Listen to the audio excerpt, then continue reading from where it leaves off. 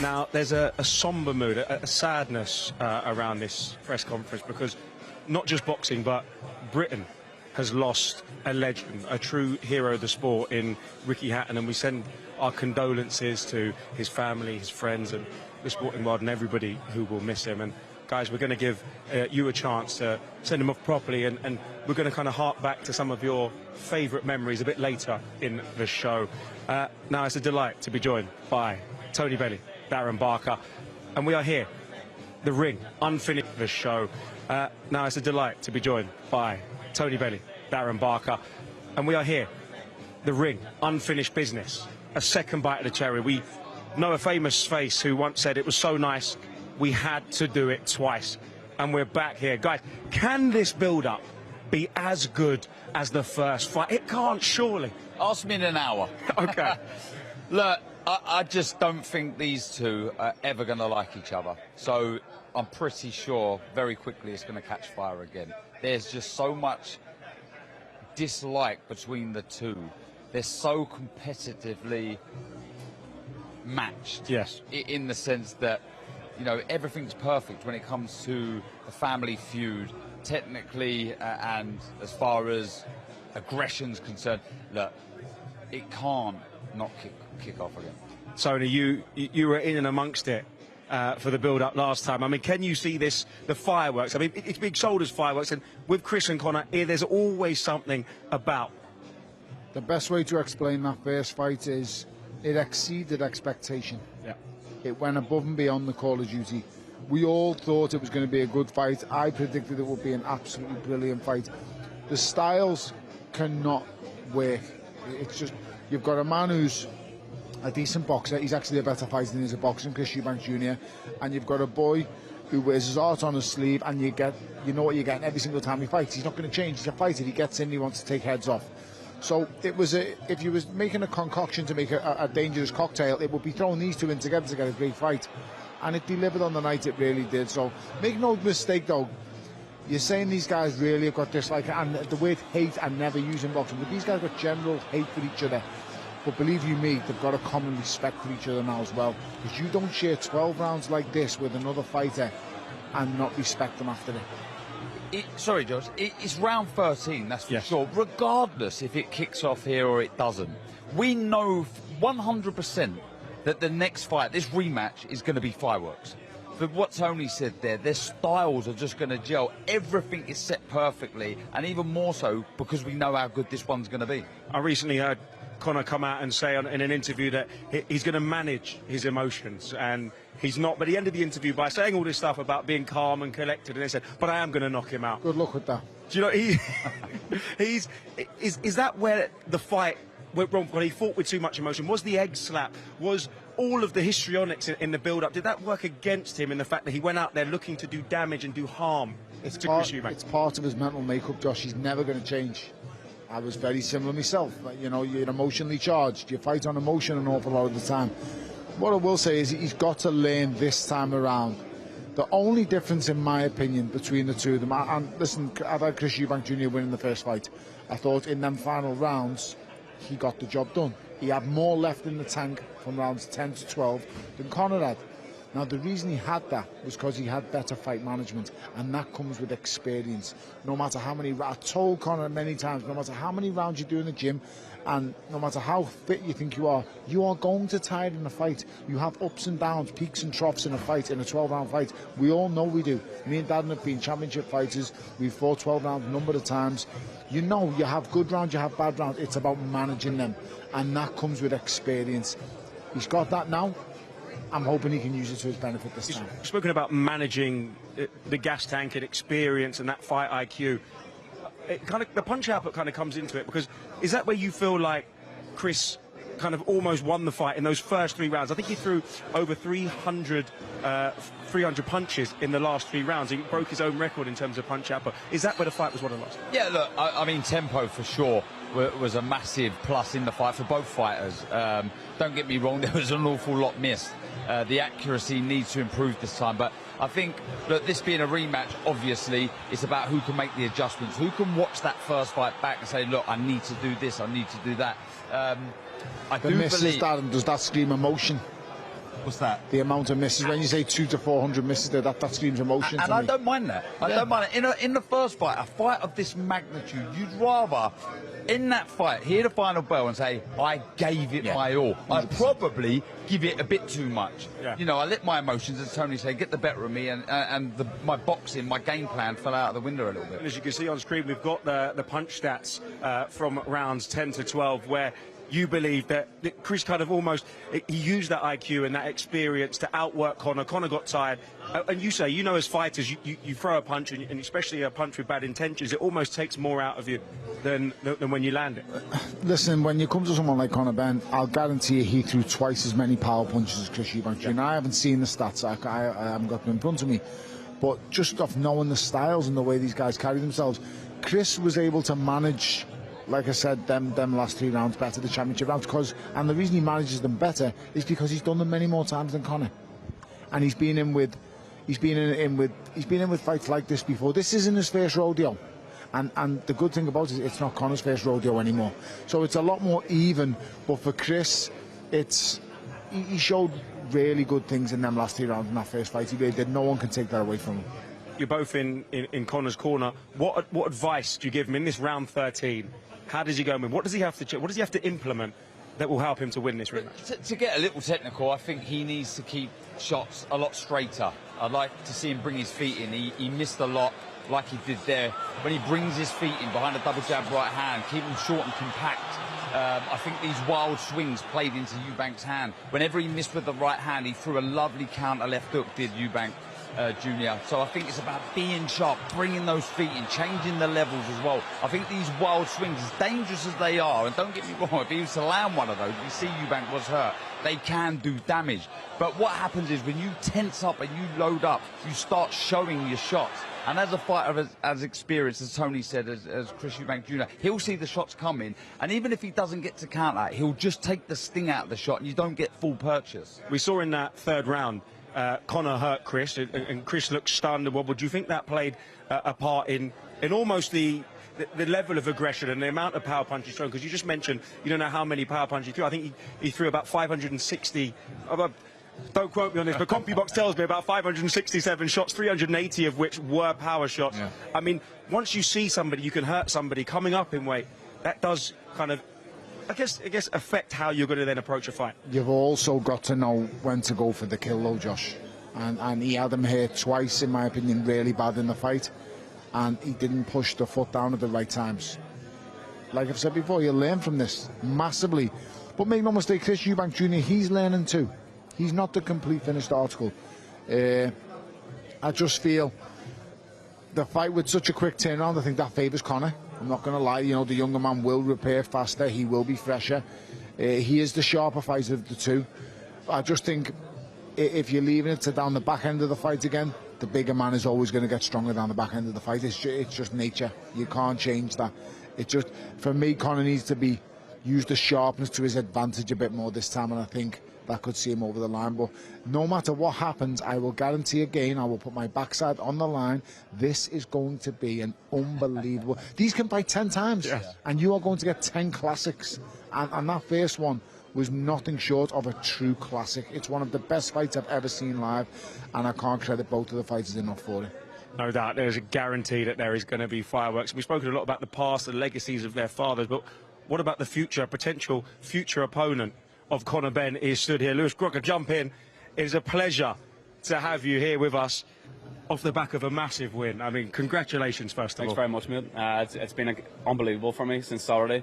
You know, like, the night couldn't be better. You can relate, like, win the world title at home, and like when I was upstairs, he says, "Welcome to the club." I was like, you know what I mean? It's like I'm on cloud nine at the minute. Mate, listen, you deserved it, and well done to you. Thank you very much. You know, I never gave you, and I've just been doing an interview and said about Billy. I said I never gave Billy the respect after the first fight because it was just like you went in there and it was just, I'm going to get on his chest and get stuck in. So I thought, well, okay, there's nothing wrong with being that kind of fighter. It works. And you came into the fight and the game plan you put in place was absolutely brilliant. First class by both of you. So I'm always straight up. I just hold my hands up and go, massive well done to you both, because I'd never seen that in your whole career up to now. I've never seen you go on the back foot, be so dominant, be so good with a jab, timing counters so well.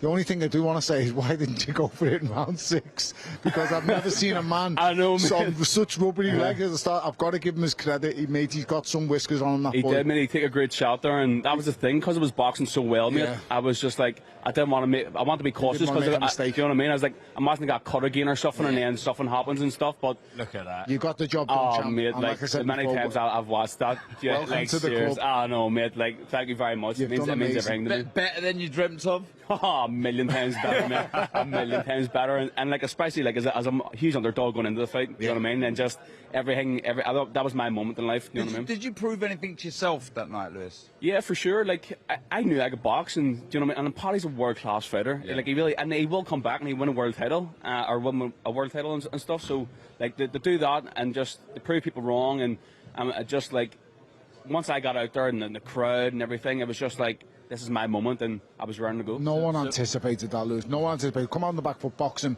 and draw his mistakes, because he is such a good counterpuncher himself. And the thing with Paddy, he's so sharp and accurate. So while it's a risky game to play, looking in hindsight, it sounds great now.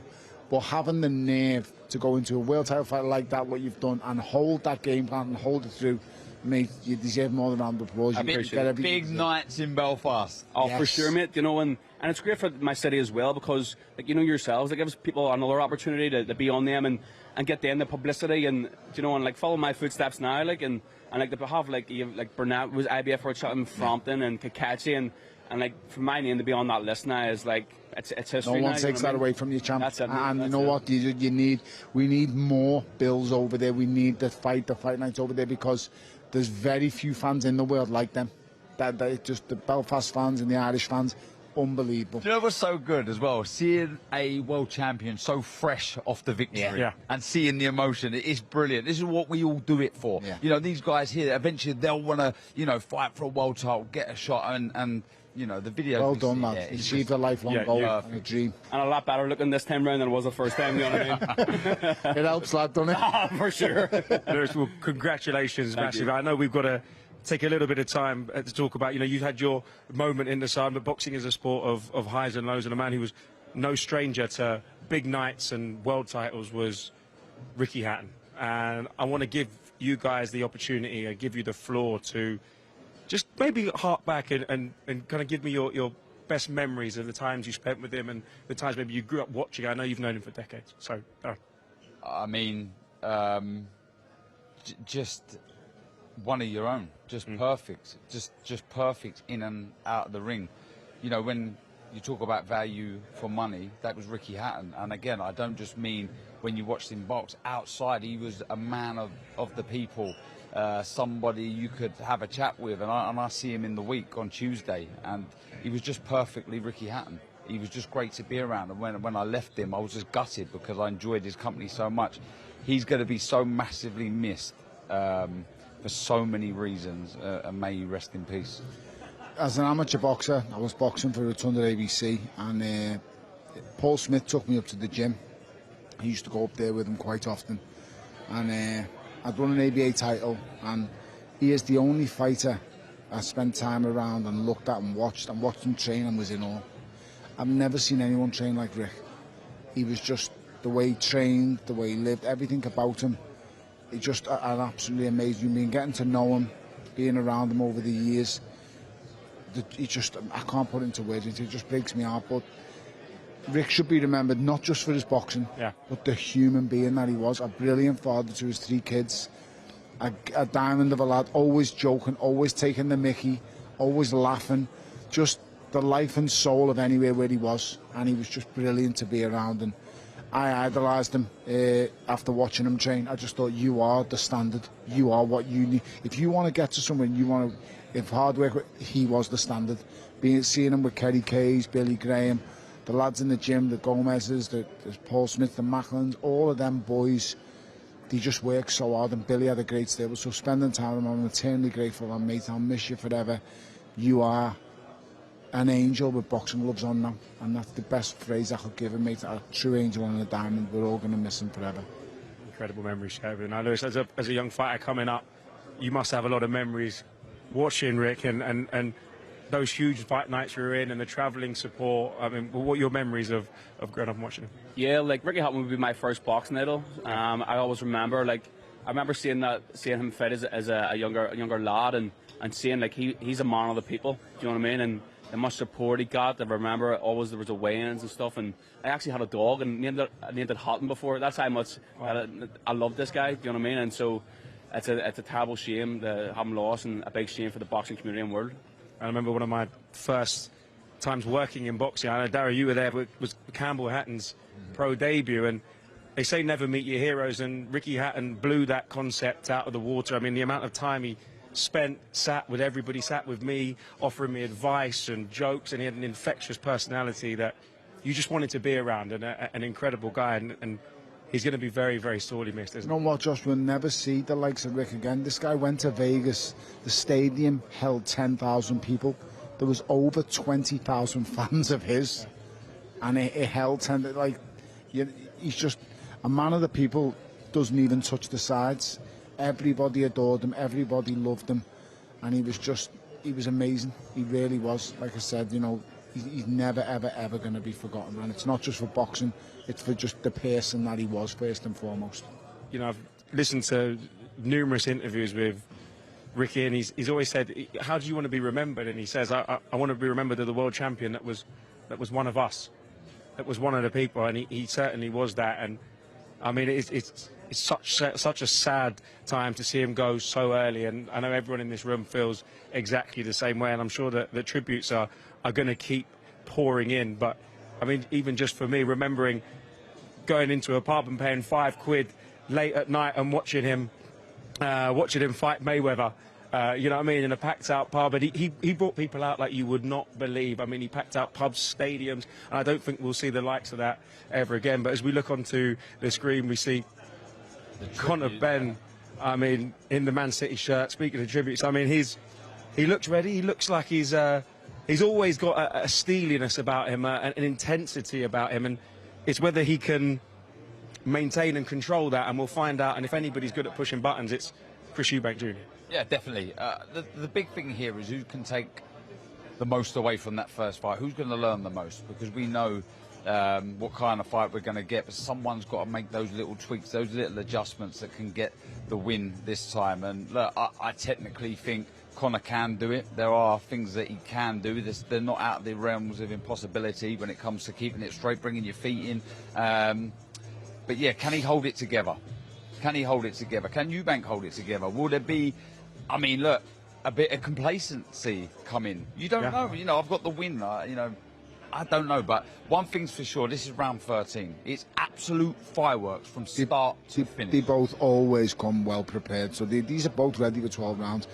Fair play to Chris. He's never underprepared. He's always in shape. Yeah. He's an athlete. He's always in shape, and Conor's the exact same. So you're never going to get like a bad performance from these guys. You might get a styles clash when they fight other people over the years, but you're never going to get a performance where you go, he just weren't in shape, he weren't ready. These guys are ready, and their styles cannot gel in a bad way. It's just not possible. It is impossible. Like I said before, you want to make an explosion, you find the chemicals, you find the fireworks. These two are the chemicals and the fireworks, just set them alight. Who gives you a harder fight? Between Ben and Donovan?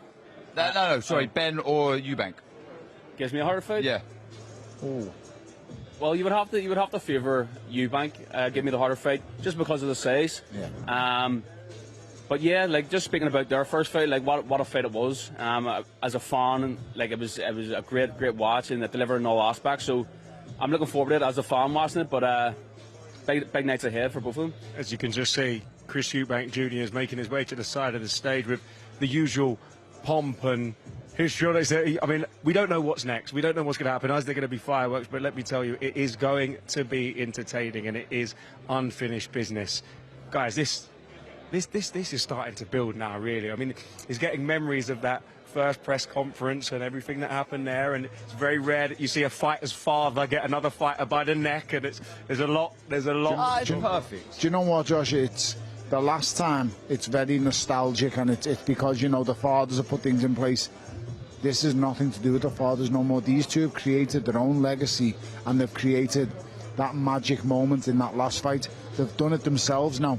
I'm turning up here it's not about the fathers. Yeah. It's about what happened in that first fight. The first fight was that good. I just have to see it again. And so does all of the fans who was there that night, and all the fans tuning on TV. They're going to want to see it again. It was that good of a fight. Well, the build-up starts now. Jamie Ward is primed and ready. This is the ring, unfinished business. Chris Eubank Jr. against Conor Benn. Take it away. Well, a very good evening, ladies and gentlemen.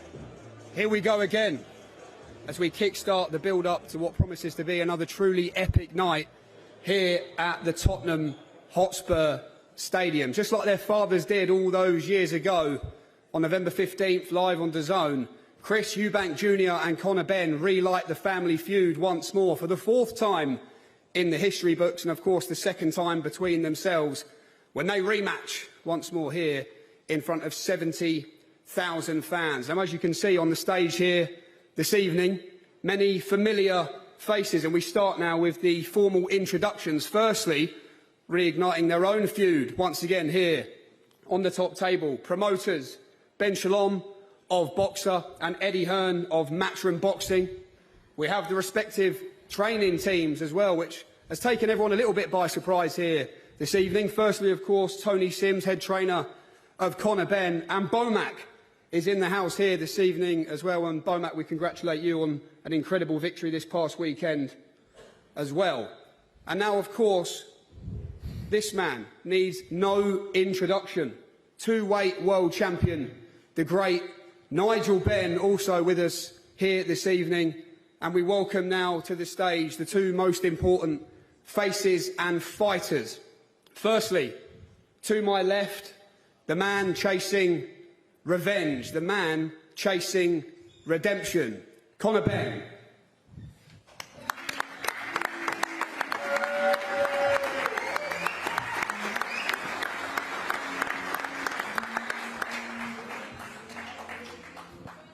And we also welcome to the stage at this time the victor from the epic collision here in April, looking to further cement Eubank supremacy and rubber stamp his own rivalry against Conor Benn with a 2nd victory on November 15th. Ladies and gentlemen, Chris Eubank Jr.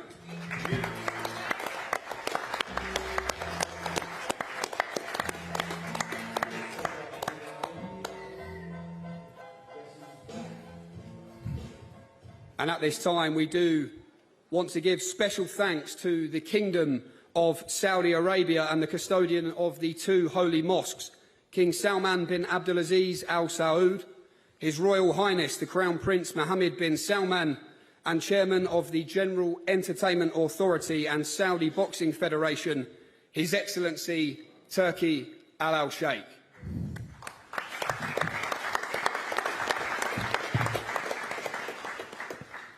And this is it, unfinished business, presented by Riyadh Season, Seller, Ring Magazine, Eddie Hearn for Matchroom Boxing, and Ben Shalom for Boxer. And it's all live worldwide, exclusively on DAZN. And just before we do begin this evening's press conference, we pause at this moment for a period of reflection.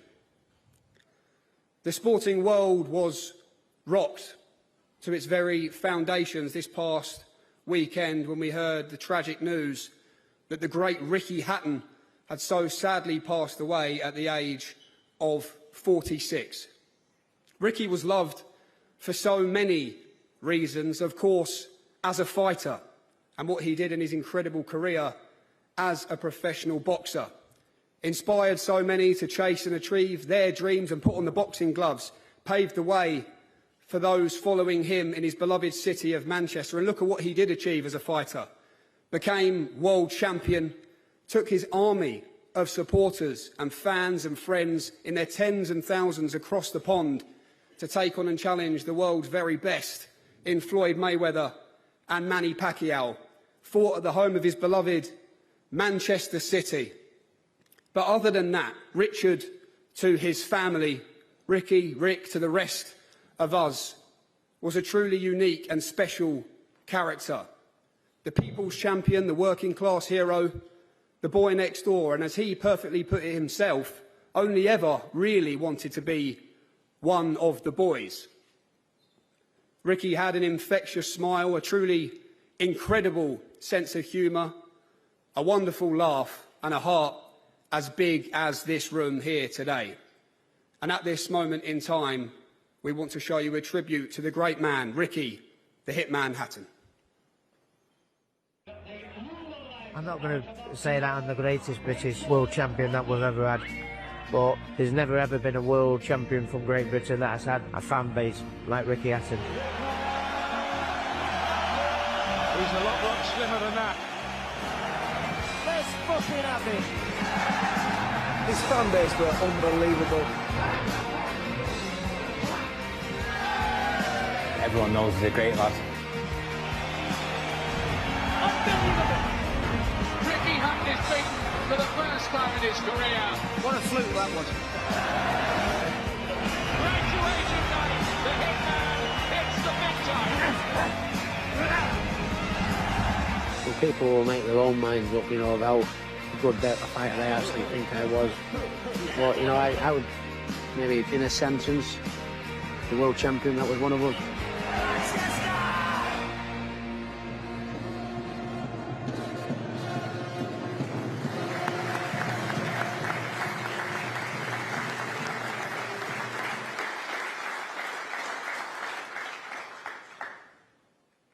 Certainly a wonderful tribute to a wonderful fighter and a wonderful man in Ricky Hatton. And as the famous chant used to be sang, there's only one Ricky Hatton, and indeed there only ever will be one Ricky Hatton. Rest in peace, Ricky. It goes without saying the thoughts of everyone here, with all your family, your friends, many of whom are in this room this evening, and all who share this sadness with us.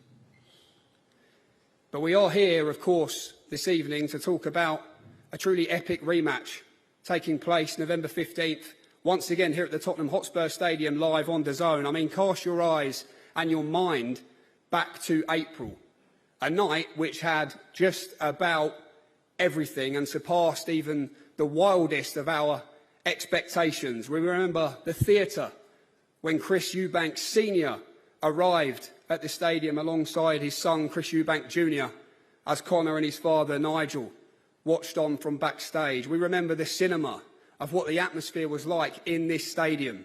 The ring walks, shoulder to shoulder alongside their fathers to their fathers' songs, simply the best and dangerous. And of course, all of that culminated in one of the best fights we have seen on British shores for many, many years. And I have no doubts, really, that the only two fighters for UK Fight of the Year 2025 who can dare to rip the trophy from Chris Eubank Jr and Conor Benn in April are Chris Eubank Jr and Conor Benn in November. So let's get straight to it then. The press conferences have always been fun, so let's hear from the fighters. Firstly, a quick word from Chris Eubank Jr. Chris, when you think back to April... I'd like you to address Conor first. I think I'm just interested to hear what he's got to say. OK, as you wish. Firstly to you, Conor Benn. Conor, when you think about what happened in April, you always said it was the early runs that got you out of bed because you feared losing in this game. How has the reality been for you, and what have you perhaps learned about yourself since April? Yeah, listen, I mean, it's always hard processing a loss. Nobody prepares to lose. You know, as fighters, we want to do our best, but ultimately we want to get the victory at all costs. You know, it's taught me a lot. It's taught me a lot about myself. I want to go back to the drawing board and work and learn, gain experience, and experience was gained.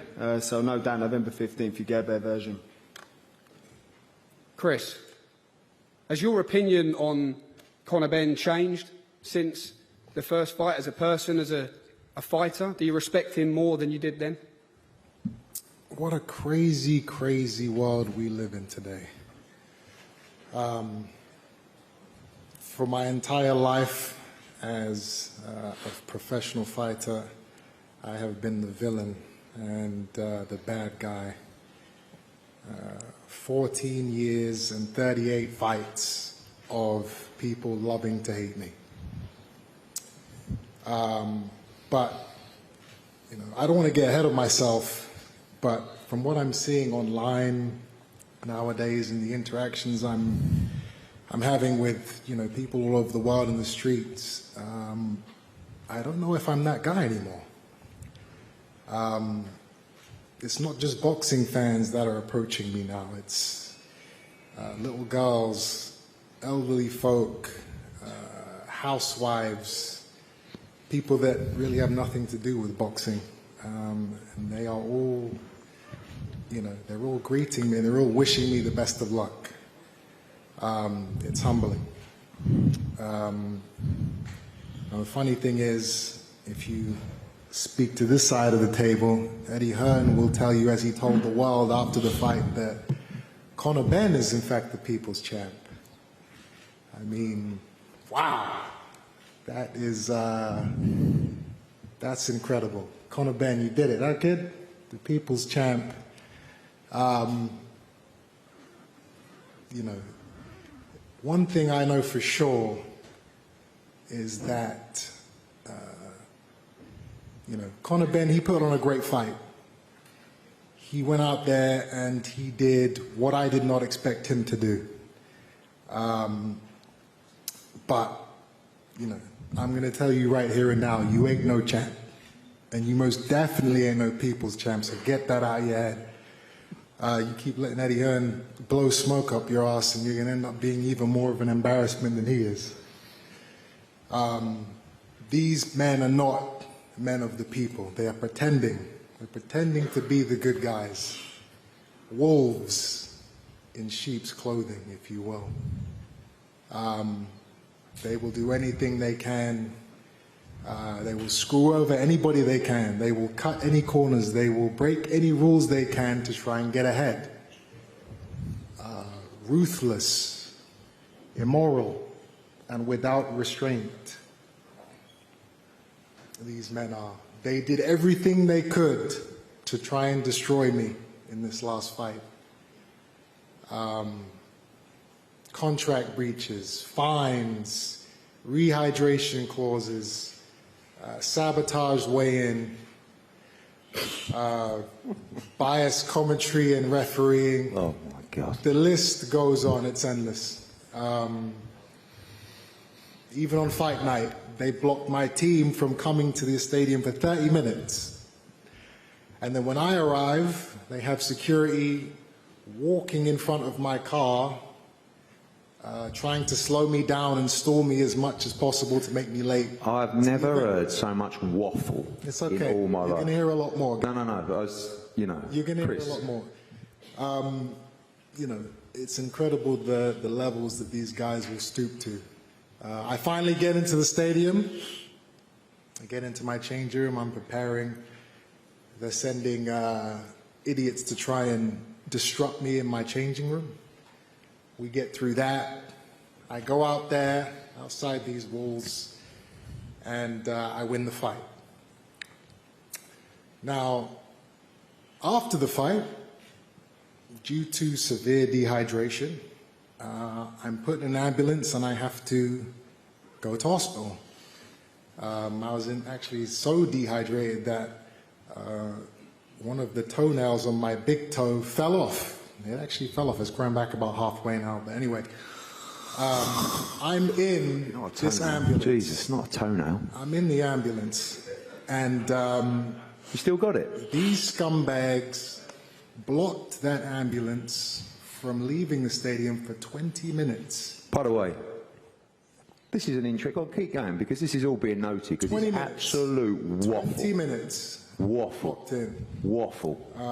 I'm laying there in a gurney, oxygen mask on, and the car cannot move. They will not open the gates to let us leave.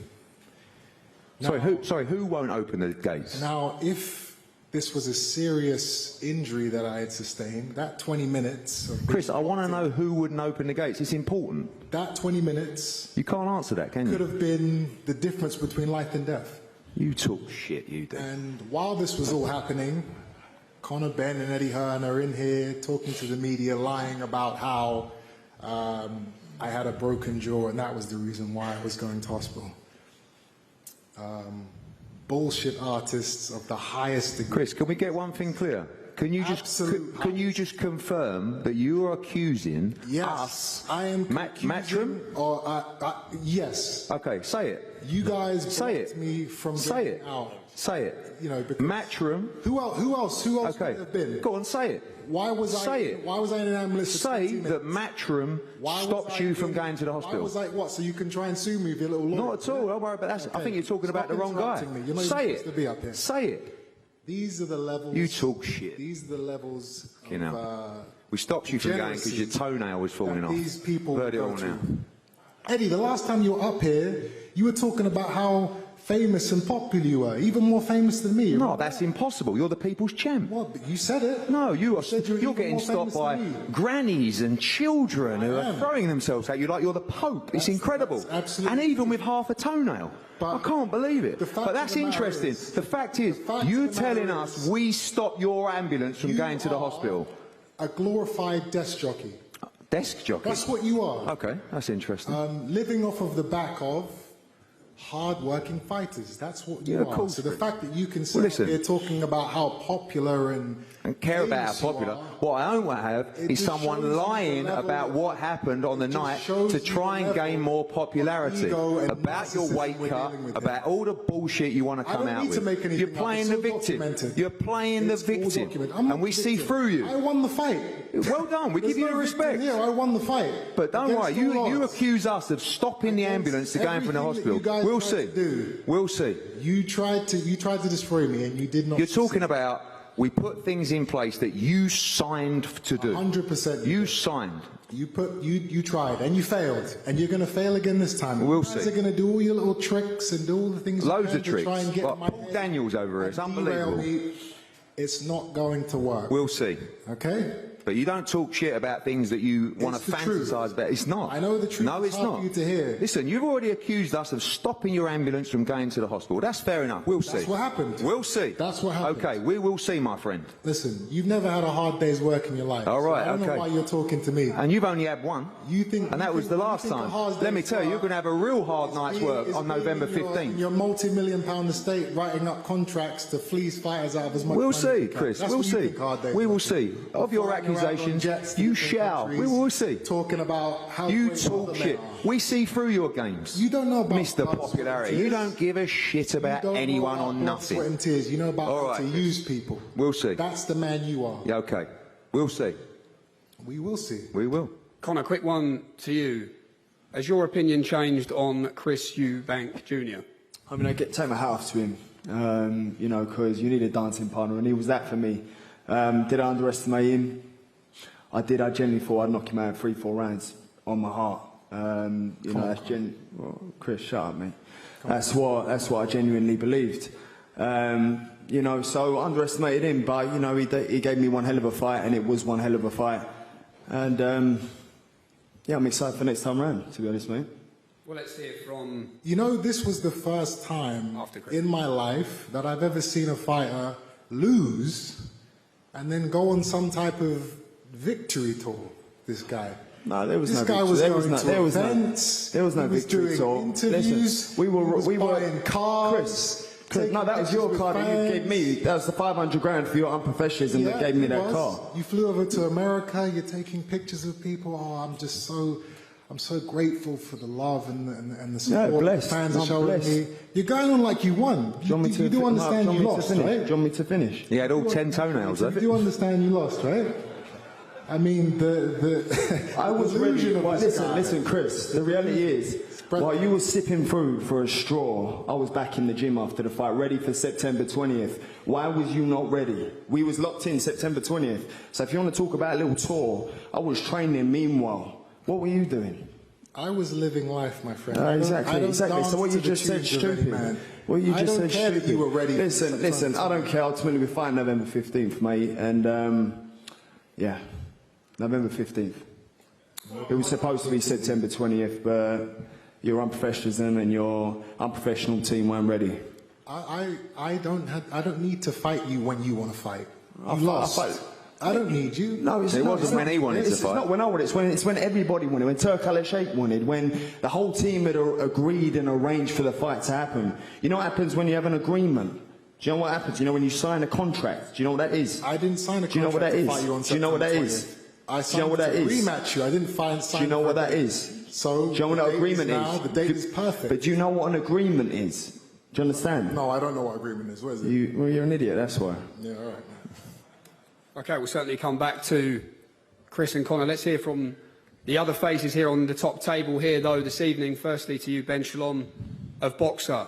An epic night in April, a big win for your man, Chris Eubank Jr. How do you honestly believe November 15th will compare?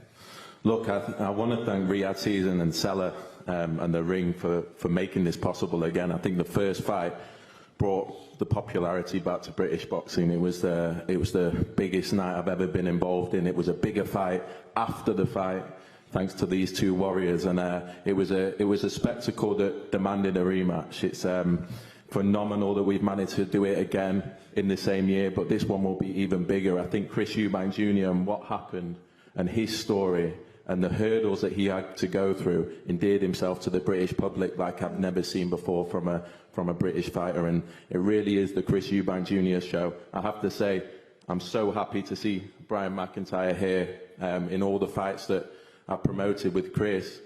That rematch against Liam Smith was the most focused, was the most dedicated, was the best Chris Eubank Jr. I have seen, and I think Chris will be doing it in even more emphatic fashion on November 15th. Congratulations, Bomac. I mean, the performance Terence put on against Canelo the other day was exceptional. So congratulations to you and the Terence Crawford team. Everyone, give it up for him. Thanks, man. I appreciate that. Promoter Eddie Hearn, let's see how you get on here this evening. Despite the setback for Conor Benn in April, what do you believe changed about the way he is seen within the boxing world? Well, just firstly, Jamie, obviously, just a couple of... You might... Just going to say 30 seconds about Ricky Hatton. No, there's no 30 Chris, 1 second. You know the drill. Chris. You know the drill. I'm not going to say... You are some arsehole, you are. Anything you say. Okay, then don't listen to any... I'm a bad guy. No. I'm in this. All I was going to do was say a few words about Ricky Hatton. Words. Okay, I won't say anything about... Move on with the press conference. You're an arsehole. You talk shit. You get what's coming to you. It doesn't matter. You can do that. We know anyway, the drill. Let's move on. Okay. You know what? I want to talk about something else. Forget Eddie.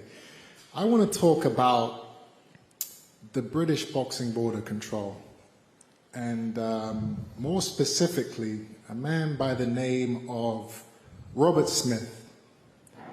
This is the big boss behind the scenes, the head honcho, the man with all the power that controls everything that goes on in professional boxing inside of the United Kingdom. Jesus. This guy's a big deal. He really is. Now, this idiot allowed a room full of media and cameramen into my private weigh-in the day before the fight. Is this when you were sabotaged again? The time that it took to get these people out contributed to me missing the weight. Chris, you turned up over an hour late. And getting fined 500k. You turned up over an hour late. He let Conor Benn fight in gloves filled with horsehair, knowing that it was a direct breach of the contract I had for this fight. On fight night, he personally escorted an arch nemesis of mine, Billy Joe Saunders, to my changing room. So boring. To disrupt and try and ruin my preparations for the biggest fight of my life. So, and then afterwards he gets into the ring and is trying to shake my hand and congratulate me. I mean, the ball's on this guy. It's viciously clear for me to see that this toad is nothing more than a puppet and a pawn. I think he is in the back pockets of Matchroom. Wow, another one that's got it in for you. Absolutely. You are so unlucky with everything. So I mean, unfortunately, just another scumbag in this. Oh wow, you're calling the chairman of the British Boxing Board of Control a scumbag we now. find ourselves the in. mask is slipping, Christopher. It's unfortunate. Now, continuing on from that, the board, the British Boxing Board of Control, they opened several investigations into some of the things I did in the lead up to the fight. No investigations, by the way, into why my ambulance was stopped from leaving the stadium for 20 minutes, but I guess trying to find out why I was talking about being in a sauna before the fight is much more important. Anyway, the board have graciously awarded me with a multitude of fines over the last 6 months. And my question is, where is this money going? You know, the Boxing Board of Control, they're supposed to be supporting the foundations and governing the community of boxing in Great Britain. So in my eyes, the money that I was being fined should be going to the community, should be going to kids that can't afford equipment. It should be going to local gyms. The money should be going to fighters who have suffered injuries, medical bills. But as far as I can see it, that's not happening. The money simply seems to be lining the pockets of fat cats on the board, like Robert Smith. Don't worry, Ben, it's okay. And you know, it's sad to see. So I'm asking you guys, the media, to shine a light on this situation and find out where is all this money going? Because it's not going to the community, I'll tell you that now. Just food for thought. Well, let's hear from the training teams as well, quickly. Firstly to Bomac and Asel Diagaz as well, down there at the end of the table. Bomac, as Chris said, congratulations on a wonderful victory with Bud Crawford over the weekend, but back involved in Team Eubank for this fight. When did that all come about, and what do you think of this man here, Conor Benn, as a challenge? Well, first of all, I just want to say thanks for, you know, this great event. I'm happy to be a part of. How it came about was just by a phone call, and after I watched the first fight, and when they called for the second fight, we tried to get together for the first fight, but the timing wasn't right. When they called, it was a no-brainer. So I'm just happy to be here, be a part of a historical fight. How much better do you believe your man, Chris Eubank Jr, can be in this fight? Well, I'll tell you what, and this is no knock on them over there, I believe it's going to be a little bit easier this time. For the simple fact he already got his number. It's hard to get away from when somebody already done beat your ass. That's hard because it's already stuck in your head. They said I'm too old, Coach. They said I don't want it anymore. They said I'm washed up. Hey, they're going to find out. That's right. I have just been informed in my ear a special message from His Excellency Turki Al Sheikh, who says that Eddie Hearn is more popular than Chris Eubank Jr because he has his own Netflix documentary. That's good news. Chris can watch that tonight. 6 episodes. Yeah. We all know about that, how you're postering me all over your trailers. Oh, yeah. The guy that doesn't deserve to be here and you're using me in all your trailers. For I know. It's okay. You made me a lot of money in that documentary. One thing you're not going to do is promote that. One thing was amazing, that we got the People's Champ. So you got 6 episodes, 5 hours of working where you can pull your plonker off in Brighton all night to that. You would be loving it. A scumbag promoter uses other fighters blocks ambulances, into the limelight. Loses toenails, you're so everything. Famous, you talk more than your fighters do. Look at you. That's my job. Conor hasn't said a word. He don't want to say it because he's bored listening to you about Robert Smith moaning like a baby as the mask slips. I'm talking. Jamie, over to you. I'm talking. Be quiet. You shut your mouth down there. Nobody wants to hear you talk. No one Netflix. Wants to hear about it's out now. Enjoy the episodes. Thank you. No one's going to watch it, mate. Good luck. Thank you. Trainer Tony Sims, a quick word from yourself.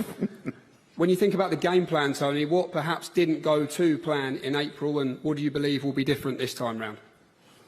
Yeah, look, the fight was a tremendous fight for the fans.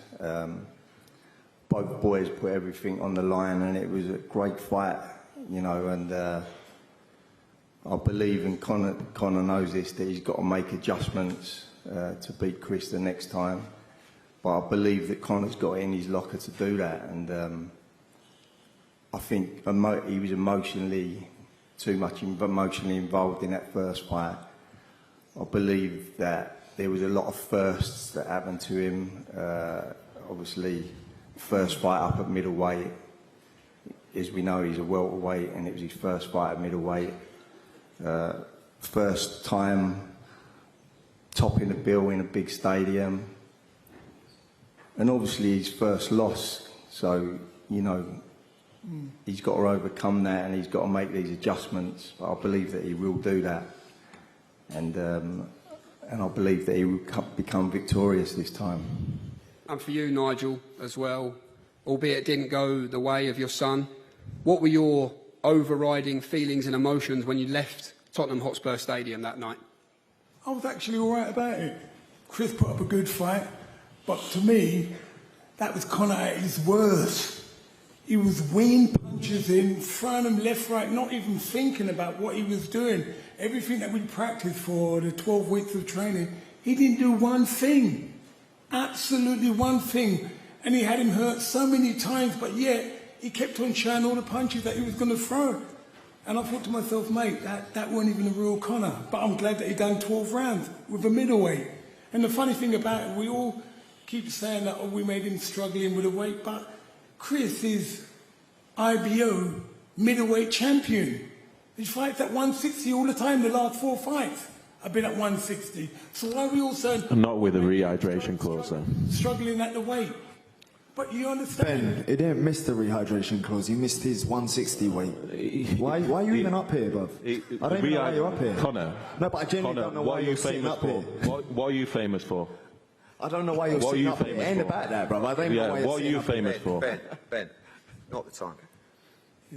Yeah, well, you know what it is. It's just like, all we got to do, wait for November the 15th, mate, and we see the real Conor. Not running away, not lunging the punches in, taking his time, doing the best that I know that he can do. That just wasn't the real Conor. And that's why I'm happy that he done 12 hard rounds, and yet he had him wobbling about 3 or 4 times, but didn't know how to finish him, because the occasion got to him, and he went in there. What got in Conor's head, he kept on saying, I'm going to take his head off, I'm going to take his head off. If he'd have said, like, you know what, yeah, I'm going to box him, he didn't. He went in there thinking, I'm going to take his head off. And that reminded me the same when he fought the French guy, Painard. Just want to go in and take his head off. Winging the punches in, I thought, oh my gosh, he's not going to win this. But I didn't come away like, you know, upset. I just cuddled my son. Didn't say a word. And the funny thing about it, the next day we went in the sauna, because Conor's been giving me grief. He said, mate, if you took care of business, I wouldn't have to do this. So then we got in the shower, I've got to tell you this joke. We got in the shower and I left the door open.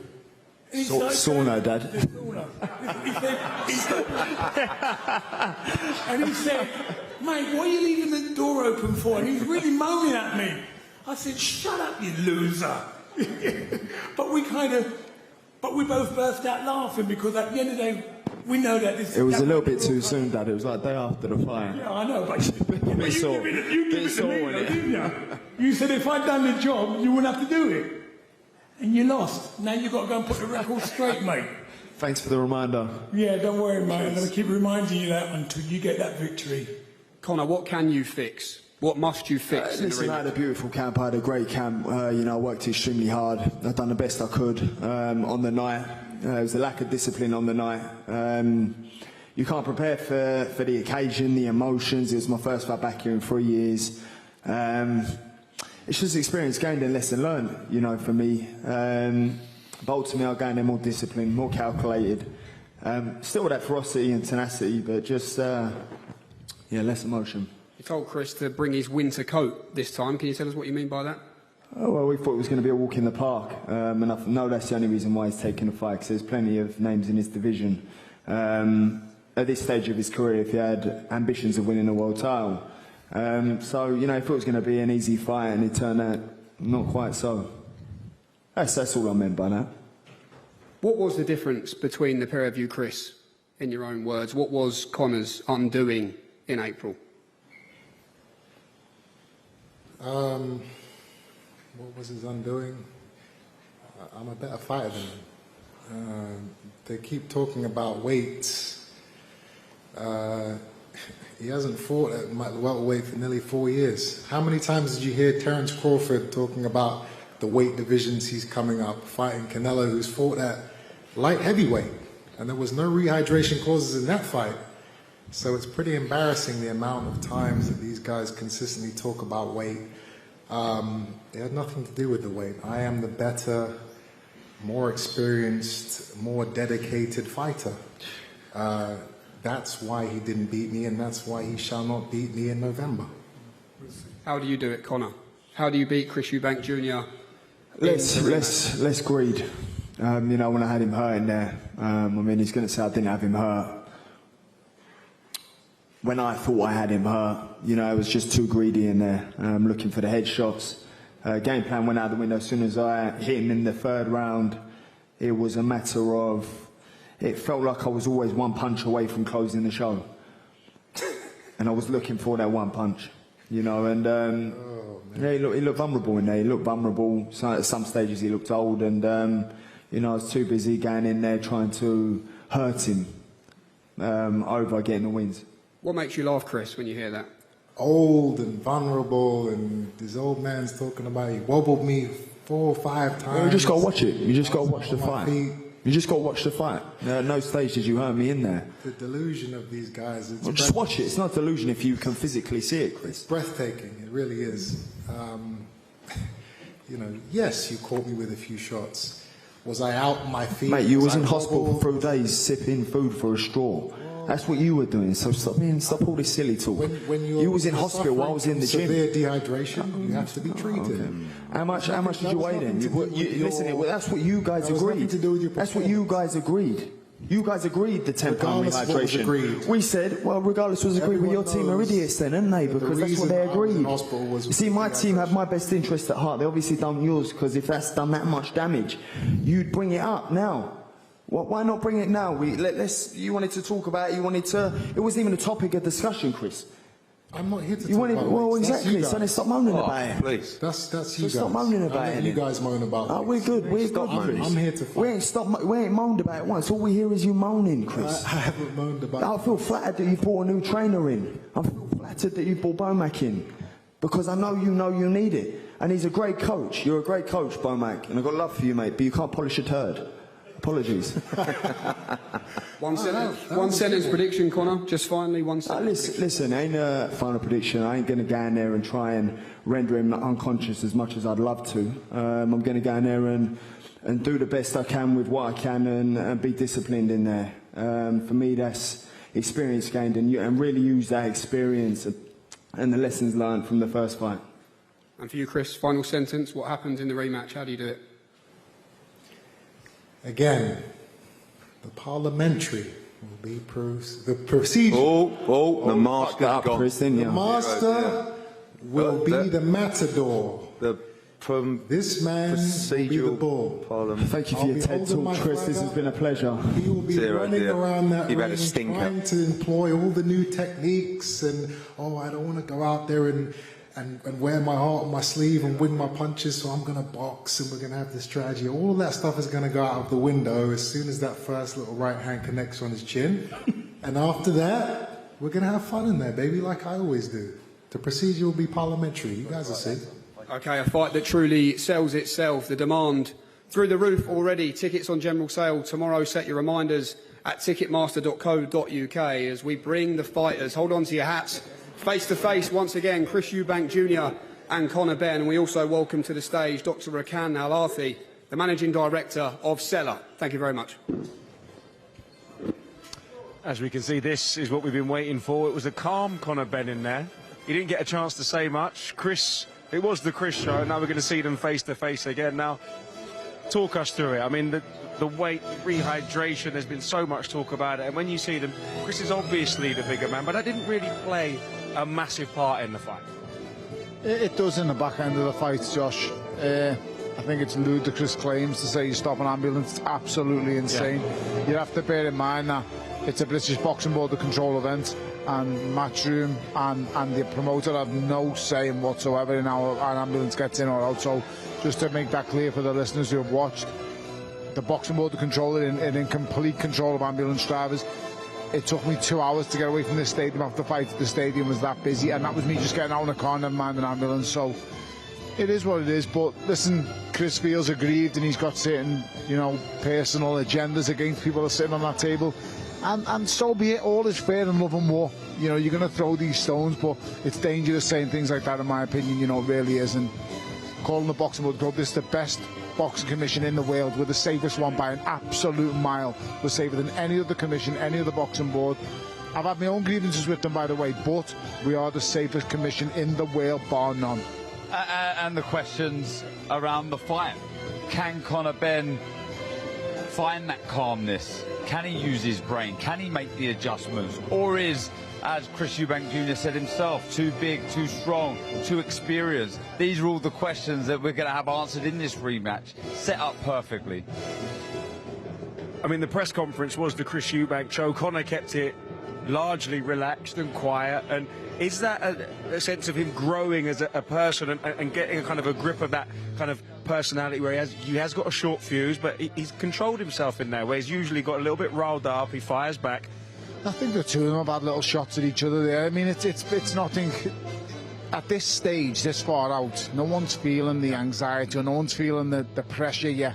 It's only when it gets a bit closer. So when it gets to fight week, that's when things get ramped up. That's when both fighters are tight at the weights, both are closer to making it, and you know, it's coming.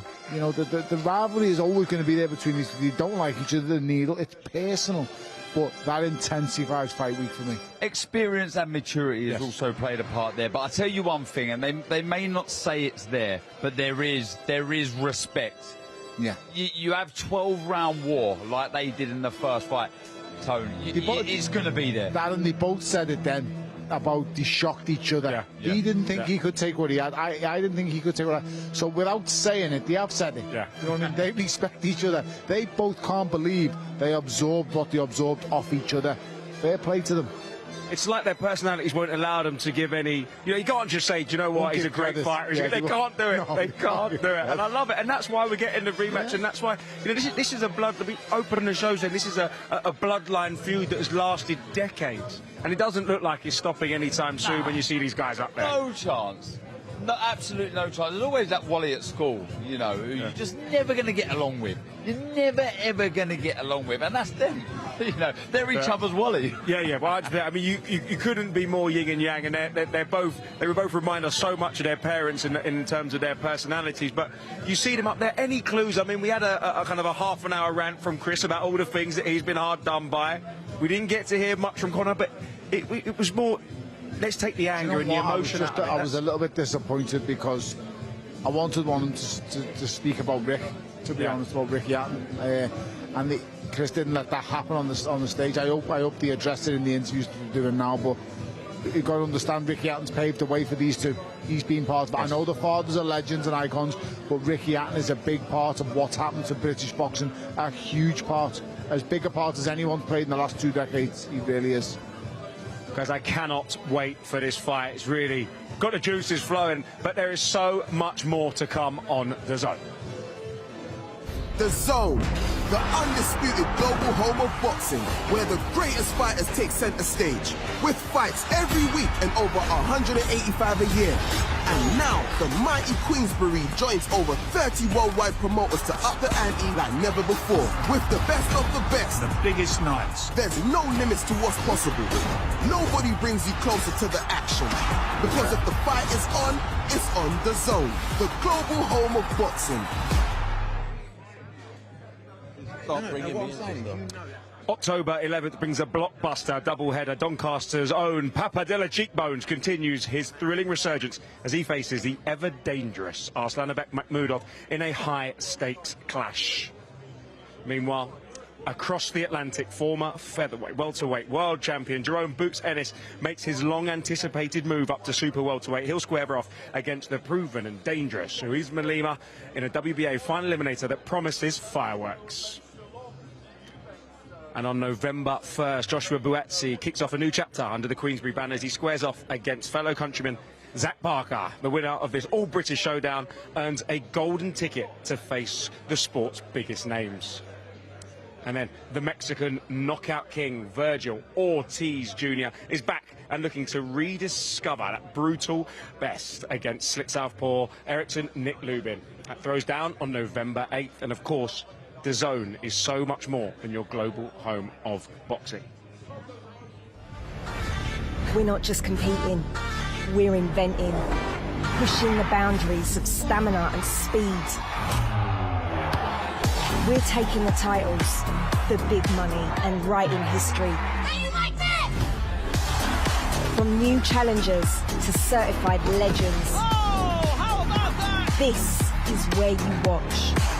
We're not here to play games. DAZN Women's Sports. Well, we might need a couple of bits of extra security, because I'm not sure what's the biggest rivalry here. Is it you and Chris Eubank? Is it Conor Benn and Chris Eubank Jr.? Is it you two together? Ben. I mean, we're is great friends, aren't we, Ben? Eddie's like an old father figure to me.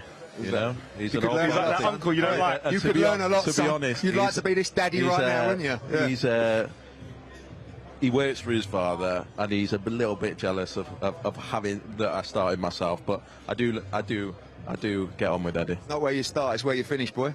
I'm still You're in the game. I'm still younger than when you were when you started. I'm still younger than when you were when you started. You don't look it anymore, boy. You've aged a lot in the last couple of years. Now talk to me, guys. Can we agree to have a little bit of parliamentary procedure? I hope that doesn't trigger you. Right? I hope that doesn't trigger you. You started it, right? But what I will say is the mask is slipping. I mean, firstly, probably in the net, not you, don't worry. And then you've not got a mask on. What do you mean? Listen, what I'm saying is that was atrocious from Chris Eubank Jr. Firstly, you'll see in the next 48 hours. First, do you even know what happens in terms of the paramedics and how everything works on fight night? Probably not. I'll tell you for you. There is a log of procedures. Chris Eubank Jr. has just made the most wildest accusations, and the mask is slipping. He wants to portray this terrible thing about how he's the victim, etc. All I wanted to do was say a few words, you know, about Ricky Hatton. I don't care about Chris Eubank Jr. The guy, for me, is a fake, and he's trying to make out that everything's stacked against him. And what he accused us of was unforgettable. And when you are serious about your company as we are and what it means to us, trust me, we'll deal with that. Chris Eubank Jr. fought a great fight, right? They were two incredible warriors out there. There's no bias, there's no contract breaches. It's all complete bullshit. No, the rehydration. Everything leading up to the fight, everything around contractual breaches, everything that did happen, everything around the rehydration and what happened in that weigh-in wasn't right. The stuff that went on before that fight, not just saying it was matchroom, wasn't right. What are you talking about? The overwhelming amount of cameras and media in that weigh-in. When we weighed, your client, he turned up over an hour late. And it wasn't you weren't even in the room. Because we came out of the room to allow him to weigh in, and there was about 45 press, because you were filming your Netflix documentary, and they were filming him weighing in. It's now live. You can watch it tonight. You'll learn a lot. I think I'm in it more than you. No, you're not, because you asked not to be. Ridiculous. There's a few times you melted. Anyway, what I'm saying is he's playing the victim, and the mask is slipping. We're ready to go November 15th. You're going to see a different kind of fight this time. The same kind of trenches, but a different Conor Benn in this fight. And forget the People's Champ. We're not interested in the People's Champ. Both guys should be respected for what they did last time out. They gave the British public one of the great fights of all time. And they'll do it again. But this time, we believe we'll be victorious. Ben, I'm going to give you the chance to respond, number one. And two, I mean, it's not a lot when Chris Eubank's on juniors on the stage. Nobody gets a lot of time to talk. So say your piece. Is there anything you want to say directly to Eddie? And talk to me about this fight. I mean, Chris has said once you get punched in the face, all of this kind of calmness that Conor Benn showing during his press conference is going to go out the window. Do you believe that to be true? All I would say is what Chris had to go through for the first fight. I've never seen a fighter have to go through that many hurdles to actually make his championship weight. No, the rehydration clause, everything around that, getting prepared. He didn't miss that. With what happened with his contracts, with the gloves, with the weigh-in. Contract wasn't with us. Stacked against him. Who was your contract with? Listen, I'm not blaming you. Who was your contract with? Who was your contract with? Our contract was with Seller. Yeah, no, with Seller. And Seller. So if you've got a problem with a contract, why don't you speak to the Saudis? There was issues that Chris had to go through all the way through that fight. And everyone watched it. Everyone watched it. That's why he became the people's hero. Everyone saw the struggle that he had to go through. He's not going to have it this time. He's got Brian McIntyre in there. I think it's going to be an absolute whitewash this time. I think that was the best chance you were ever going to get against Chris Eubank Jr. Eddie, how do you respond? He believes it's going to be a whitewash, it's going to be a walk in the park. I mean, in the build-up to the last fight... Seller and Turk El Sheikh have breached the contract so many times. I think that's... I'm going to be having words with them myself. Awful. It's Chris Eubank.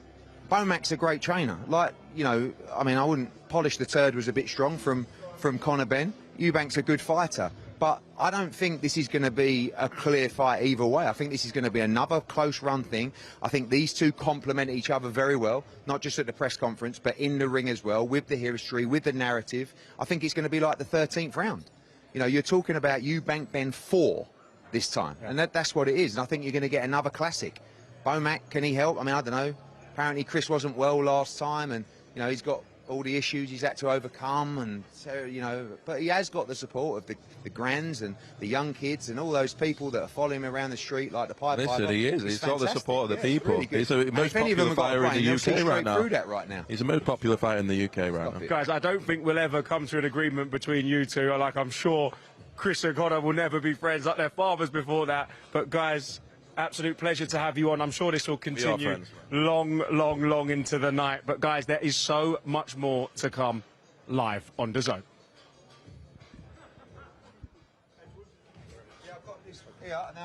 Don't forget to check out our stacked schedule by going on platform now. Matchroom, Golden Boy, Queensbury, BKFC, MVP, all the biggest and most exciting fights are streaming live right here on the global home of boxing.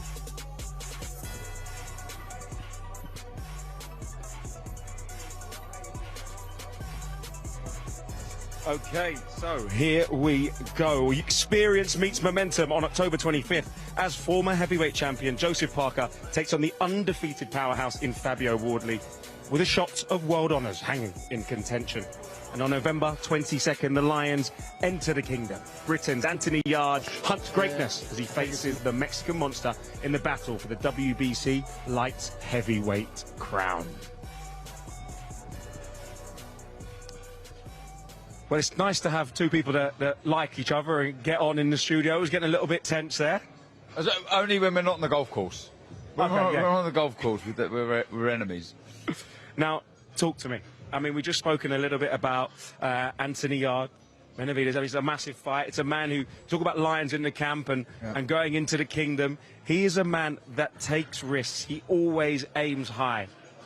Sometimes he falters, but let me tell you, he is a man who's never, ever shied away from a big fight, a big occasion, and a massive card. Let me tell you now, if he wins a world title, he's gone about it possibly the hardest way there is. Look, going to Russia, fighting Kovalev, then fighting Beterbiev, you know, he's an absolute monster. And now he's going in with another monster in Benavidez. If he's to get this win, Tony, he's done it one of the hardest ways possible. Oh, listen, you're spot on.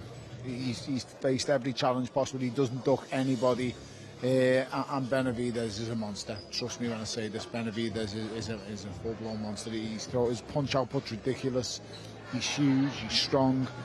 He's one of them ones like Callum Smith. I never know how he made super middleweight, but he's got it all to do in that one. He really has to out-punch and outwork Benavidez, who I've never really seen hurt.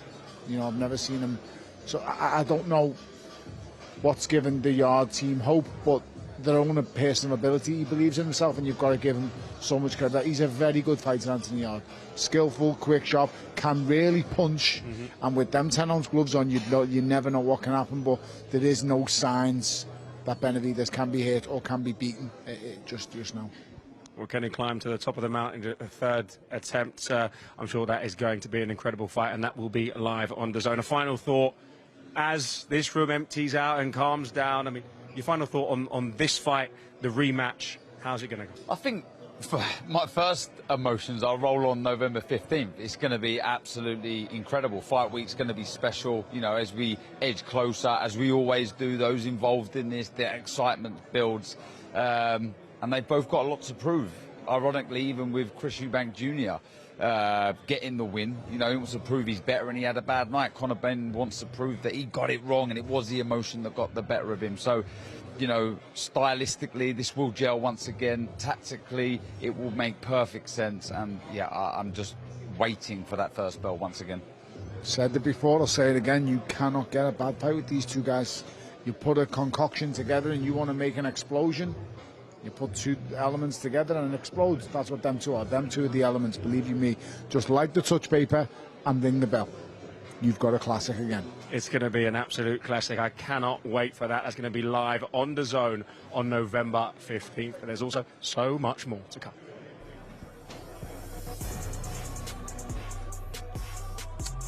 So the stage is set for an epic rematch. November 15th, live on DAZN. Chris Eubank Jr. and Conor Benn will renew their rivalry right here at the Tottenham Hotspur Stadium. And while we look forward to the best of British battle, we'll leave you tonight remembering one of Britain's best that we so sadly lost this week. There was only one, Ricky Hatton. Fun, fiery, exciting, proud, humble, and a man of the people, Ricky Hatton, MBE, was a sporting icon and a true working-class hero. The hitman's mix of technical ability, passion, aggression, and lethal body shots lit up British boxing, but it was his down-to-earth joviality and love of a fry-up and a pint which meant the nation fell in love with Ricky. I assure you, when he takes that off, he is not fat at all. His popularity simply eclipsed everything, most notably when more than 30,000 descended on Vegas for that huge clash with Floyd Mayweather. I always wanted to go to the UK and fight. I always wanted to go to the UK and fight. So since I couldn't go to the UK, we brought the best from UK, which is Ricky the Hitman Hatton. He's right here. Talk to him, Ricky. Born Richard John Hatton in October 1978, Ricky started with kickboxing at the tender age of 7, before using those prize fists to lift an ABA title and capture several other amateur medals. Hatton turned pro at 18 in 1997, with trainer Billy Graham telling us he was the most naturally talented youngster he'd ever seen, and promoter Frank Warren, who then guided him expertly to major honours. What followed was a rip-roaring ride of intense training camps, brutal performances, tea at home in Hyde with Mum Carol and Dad Ray, darts down the local, lifelong mates on the estate, as well as celebrity friends like Liam and Noel Gallagher, and of course Wayne Rooney. Ricky was a fervent Manchester City fan who infamously ring-walked to Blue Moon, but he united Manchester and turned their MEN Arena into a fortress, a Hatton Coliseum. Ricky was a superb boxer, but he could also get rocked and badly cut, as he did in the early seconds of his British title triumph over John Thaxton. But all this just added to the appeal, and he got out of trouble with those venomous attacks, which meant increasing crowds and huge events. In the early hours of June the 5th, 2005, Ricky gave us one of our best ever British boxing nights as he dethroned the great Kostya Tszyu, forcing one of the pound-for-pound kings to retire on his stool after 11 pulsating rounds. It's over! It is on! His dream made real, lifting the IBF World Light Welterweight title.